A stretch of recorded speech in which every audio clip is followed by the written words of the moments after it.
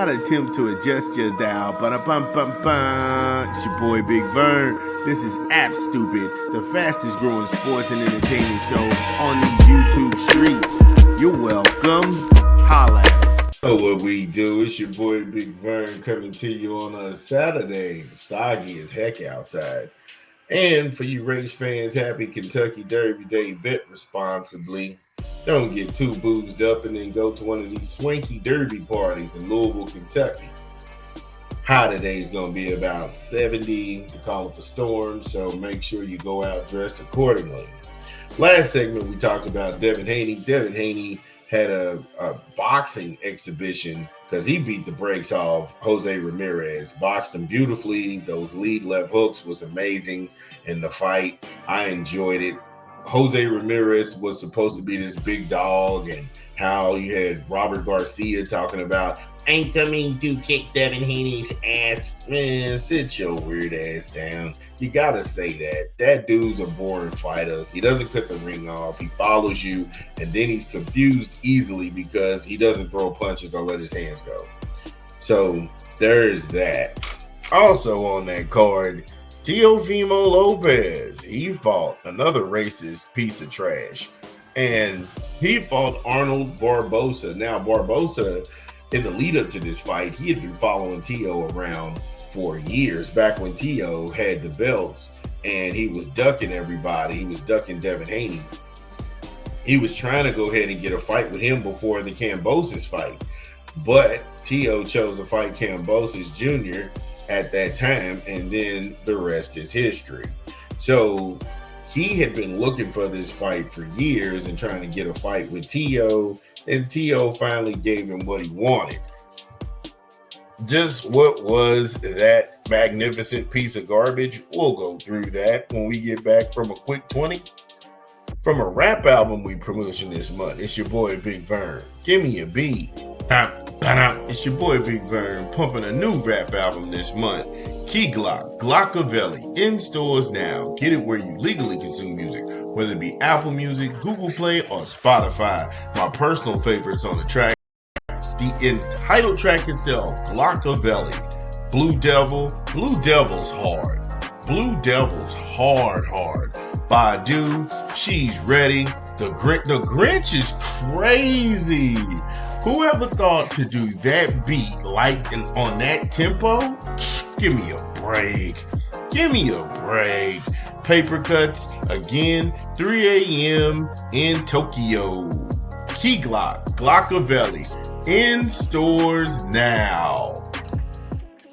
Yeah, shout out to Key Glock, South Memphis, stand up. Y'all got y'all one right there. That dude can spit. He can spit. I enjoyed that album. So when we left off, we was talking about the takeover or the trash dumpster fire of a human being called Teofimo Lopez. Now, he boxed really well, but it wasn't anything that a lot of people who remember him from his amateur days where he could just flat out box people. That didn't surprise me at all. But to the masses and the casuals, this was exciting. And I know it's exciting to Jim Lampley because he was just like, oh my God, Teofimo's doing everything he can. He's putting on a show. This is the great. Sit your weird ass down.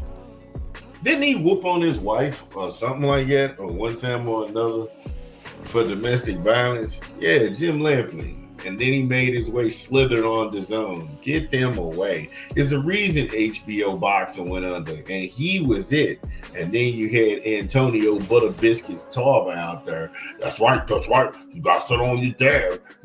I never did have a right hook, but if you don't get your hamburger head ass off the microphone, and it's just like, come on, man. Coppinger out there. He's got a scorecard. I mean, it's all a bunch of bullshit at the end of the day. However, Barboza did nothing to make this a fight. It was a very pathetic showing of himself. If you know you can't outbox Teo, sell out, make it a damn fight, make it a brawl. He did none of that. All he did was come forward in a high guard, get in front of Tio, forget to do the thing he was there to do, and Tio punished him accordingly. So, yay. Again, I didn't even bother handicapping this fight. But the incessant need of Tio to stay relevant, he gave some weird post presser in the ring after he won and they read the score off, which was completely lopsided.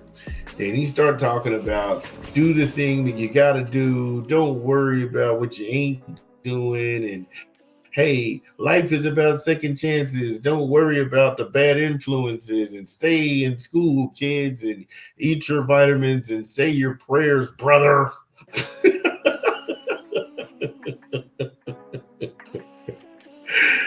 Sit your stupid ass down. Ain't nobody forgot that racist tirade that you went on running around.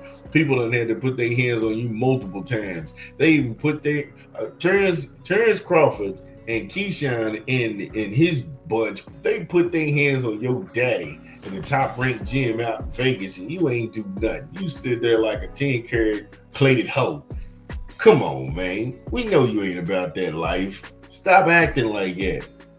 Y'all got in there, y'all started dropping the N-bomb, and then they had to go ahead and show you what that work was about. And then you sat in the corner looking away as they was putting hands on your daddy.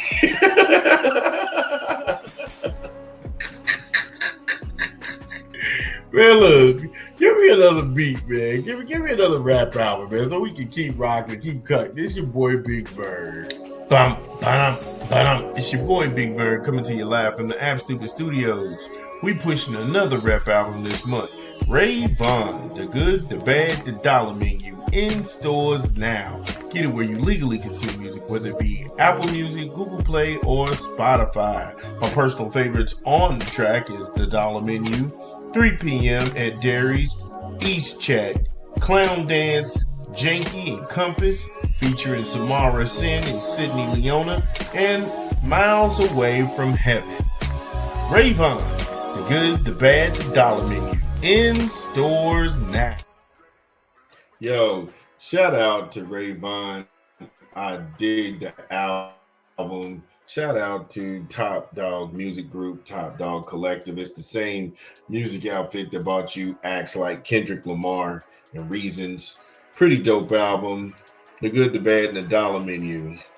So when we go back to this piece of filth, Teofimo Lopez, he is always famous for calling someone out, but you wouldn't be surprised to hear who his call-outs were actually tagged to. Number one, he keeps calling Terrance Crawford's name. Terrance Crawford does not care about you. Terrance Crawford isn't worried about Teofimo Lopez. Terrance Crawford has business with Canelo. Terrance Crawford was at the fight because he walked and talked to His Excellency Turki Al-Sheikh. But other than that, Crawford was not there to see you. Crawford is a fight fan. Fight fans, they love to be around boxing. They love to go to fights and just check out the atmosphere. He didn't go in there like, oh, if Tio wins, I'm going to step in the ring. Terrance wasn't even there to watch your fight.